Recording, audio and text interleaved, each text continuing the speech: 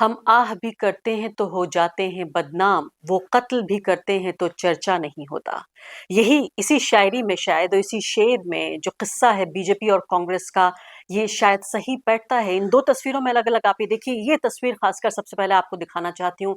इसमें राहुल गांधी हैं, कम उम्र के राहुल गांधी नज़र आ रहे हैं, उधर सोनिया गांधी भी हैं और चाइना की कम्युनिस्ट पार्टी के नेता हैं। इस तस्वीर को लगभग हर रोज़ कांग्रेस पार्टी के खिलाफ इस्तेमाल किया जाता है और सवाल पूछा जाता है कि बताइए, चीन की इस कम्युनिस्ट पार्टी के साथ क्या कर रहे हैं? कौन-सा एमओयू साइन किया जा रहा है?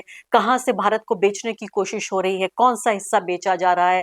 कौन से दस्तावेज़ों पे दस्तखत हो रहा है? यहाँ तक कि इस मामले को अदालत में भी ले गए कुछ लोग।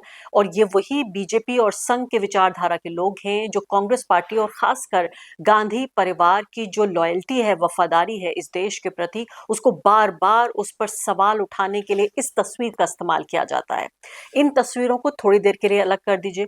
अब ये दूसरी तस्वीरें देखिए, ये बिल्कुल ताज़ा तस्वीरें हैं, कुछ ही घंटों पहले की तस्वीरें हैं। बाकायदा बीजेपी के ज़रिए इन तस्वीरों को बीजेपी नेता के ज़रिए ट्वीट किया गया है और उसमें कहा गया है कि जो चाइना की का ये डेलीगेशन है, चीन की जो कम्युनिस्ट पार्टी है, उसकी जो इंटरनेशनल टीम है यहाँ आई हुई है इंटरनेशनल डिपार्टमेंट से, 6 लोगों के डेलीगेशन के साथ भारतीय जनता पार्टी और राष्ट्रीय स्वयंसेवक संघ के अधिकारियों के साथ बातचीत की है, बैठक की है। ये भारत की सरकार के साथ बातचीत नहीं हुई, ये 2 देशों के मंत्रियों के बीच, अधिकारियों के बीच बातचीत नहीं हुई है, बल्कि 2 देशों के नेताओं के बीच, और वो भी बीजेपी के दफ्तर में ये हुई है।